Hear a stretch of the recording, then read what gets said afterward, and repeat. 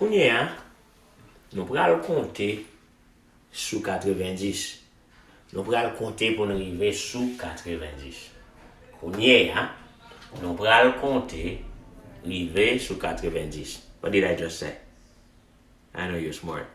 Kounye an, nou pral konte rive sou 90. Kounye an, nou pral konte rive sou 90. Now we're going to start counting to 90.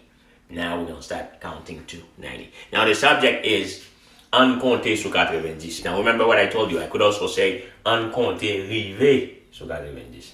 Uncompté sous 90 or uncompté rivé sous 90. You ready? Let's do this.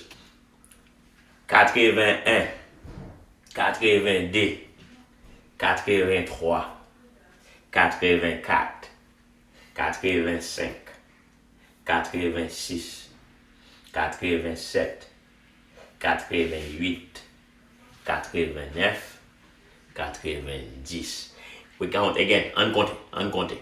Not compté. We are counting. Not compté.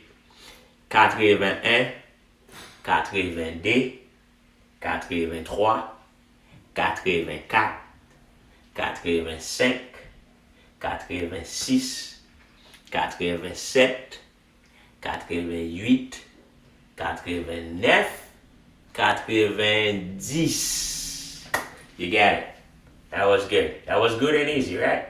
Now we're gonna move to the next slide. What we're gonna see the homework you have to do, and I think I have a little something else coming for you. Let's go there. Next slide.